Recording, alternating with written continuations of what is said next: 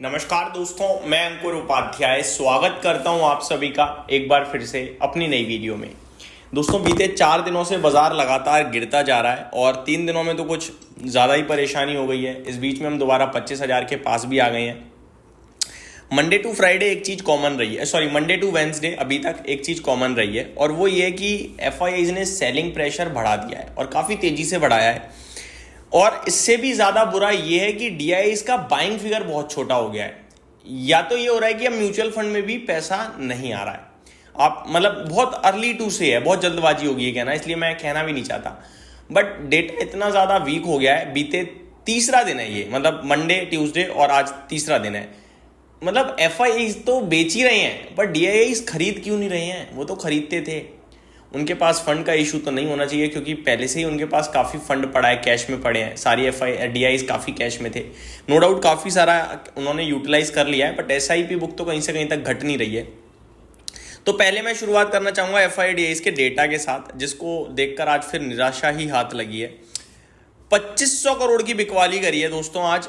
Exactly बताता हूँ, 2425 करोड़ की है। 2425 करोड़ की सेलिंग एफआईआईज ने करी है। ये एज यूजुअल है, इसमें कुछ ऐसा नहीं है बहुत ज्यादा बेच दिया, लेकिन डीआईआईज ने मात्र 1211 करोड़ की बाइंग करी है। ये एज यूजुअल नहीं है और इसी की वजह से आई थिंक बाजार में जो पैनिक टाइप दिख रहा है ना, वो इन्हीं की वजह से, क्योंकि बायर टोटली गायब हो गया है बाजार से और सेलर एज इट इज खड़ा हुआ है। फ्यूचर इंडेक्स में भी एफआईआईज ने आज 597 करोड़ की बिकवाली करी है। तो फ्यूचर इंडेक्स में भी बेचा है अच्छा खासा। और किस में सबसे ज्यादा बेचा है? निफ्टी में बेचा है। 453 करोड़ का तो फ्यूचर इंडेक्स निफ्टी बेच दिया है, ठीक है। फिर बैंक निफ्टी 103 करोड़ का बेचा है और बाकी छोटा मोटा ये सब बेचा है। इंडेक्स ऑप्शंस का डेटा बताना चाहूंगा। निफ्टी में 2034 करोड़ की ऑप्शंस की बिकवाली हुई है। अब क्या बेचा होगा, आपको क्या लगता है?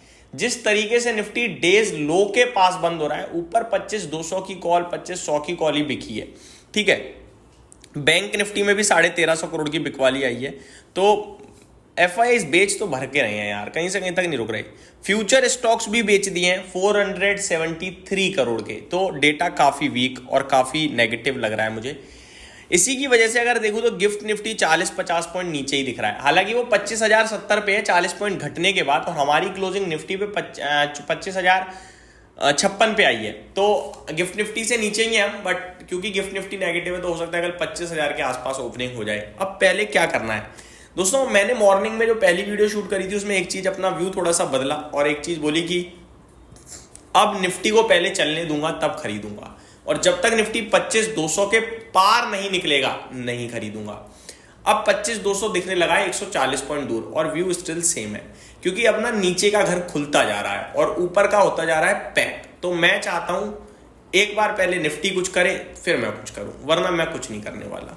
तो ये है। अब काफी लोग ये भी कहेंगे तो भाई बेचने के लिए बता दो कुछ, कहां पे बेच दें।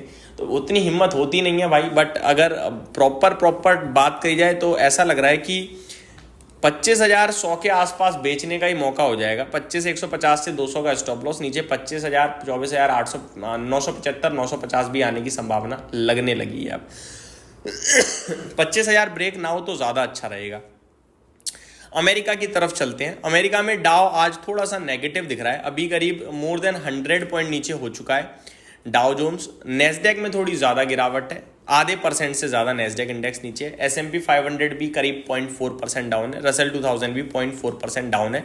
हालांकि लेना देना हमारा कुछ नहीं है अमेरिका से, बस डिस्कस करा है। फिटसी और डेक्स में फ्लैट टू पॉजिटिविटी कह लीजिए, 1/3% की तेजी है, और कैक आधा % से ज्यादा नीचे दिख रहा है। अब आ जाता हूं अपने भारतीय बाजार पे वापस से। स्टॉक स्पेसिफिक एक्शन है, कहीं न्यूज है तो वो डिस्कस करते हैं। सबसे पहले new India assurance company receives 2.5 billion refund from income tax department. बढ़िया भाई साहब, 250 करोड़ रुपए मिल गए न्यू इंडिया एश्योरेंस को इनकम टैक्स डिपार्टमेंट से, पॉजिटिव है। मोतीलाल ओसवाल फाइनेंशियल सर्विसेज की तरफ से कुछ छोटी मोटी अपडेट आते हुए दिख रही है। आगे क्रिजिल की तरफ से अपडेट है, बट नॉट वर्थ डिस्कसिंग है। टीबीओ टेक के लिए खबर है, company partners with Amadeus south Asia for travel market place to explore new opportunities in the reason.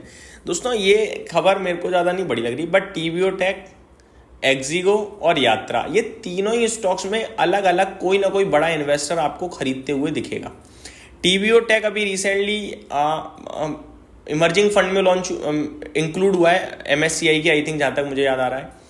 और एक्जिगो में जेफरीज के मार्क वुड ने एंट्री मारी है, इसको न्यू एंट्रेंस बनाया है अपनी पोर्टफोलियो में 4% स्टेक के साथ, एक्जिगो को लेट रेवेन्यूज करके जिसका नाम भी है। और यात्रा में मैंने आपके साथ खुद ही डिस्कस कर रहा हूँ, हालांकि उसमें कोई बड़ा नाम देखोगे तो FIIs में MIT का नाम दिखता है, जो वन ऑफ माई फेवरेट है। तो ये क्षेत्र कुछ लग रहा है कि शायद आने वाले 1-1.5 साल में कुछ बड़ा कर सकता है, तो इसको प्लीज आप रडार पे रखिए एज अ इन्वेस्टर। आगे मानवा फाइनेंस की तरफ से खबर है, company a lots NCDs what 25 crore on private placement basis. 25 crore के NCD लॉन्च करे हैं प्राइवेट प्लेसमेंट बेसिस पे। बाकी सारी इसी प्रकार की खबरें हैं दोस्तों, छोटी मोटी की ये करा है, कोई बड़े लेवल पे बाजार में कुछ चल नहीं रहा है एक्चुअली में, देखा जाए तो शांति ज्यादा है। टाटा स्टील की तरफ से खबर है कि company acquires $460 million stake in T steel holding private limited. REC की तरफ से है कि 100% स्टेक देवनागर पावर ट्रांसमिशन में पावर ग्रिड को बेच दिया है 5 करोड़ में, तो कोई बड़ी खबर नहीं है। तो SMC ग्लोबल सिक्योरिटीज के लिए बड़ी खबर है, इन्होंने बोनस अप्रूव करा है 1:1 के रेशो में, तो ये थोड़ी सी बड़ी न्यूज़ है स्टॉक स्पेसिफिक। सिप्ला ने अपनी Q2 की रिजल्ट डेट अनाउंस कर दी है, 30 अक्टूबर को कंपनी अपने नंबर्स पेश करेगी। बाकी कुछ मेरे को बड़े लेवल पे दोस्तों दिख नहीं रहा है जो आपके साथ डिस्कस करूं। IPO मार्केट गर्म चल रहा है, आई थिंक कुछ लिस्टिंग्स भी कल के सेशन में होते हुए दिख सकती हैं हमें। मैं एक बार चेक कर लेता हूं कुछ लिस्टिंग है क्या। तो यहाँ पे अगर मैं देखूं तो 25 तारीख को एक लिस्टिंग दिख तो रही है, वो है आई वैल्यू इन्फो सॉल्यूशंस की, तो कल इसकी लिस्टिंग होनी है। बाकी परसों 2 लिस्टिंग होंगी दोस्तों, GK एनर्जी और सात्विक ग्रीन एनर्जी की, तो ये स्टॉक्स भी रडार पे रहेंगे। यहीं समाप्त करता हूँ इस वीडियो को, ज़्यादा कुछ है नहीं, डेटा नेगेटिव था। बाकी आज कैबिनेट की तरफ से बहुत कुछ अच्छा हुआ है जो मैं डिटेल में डिस्कस कर चुका हूँ प्रीवियस वीडियो में। इस वीडियो में सिर्फ इतना ही। Thank you so much for watching this video. Good night guys.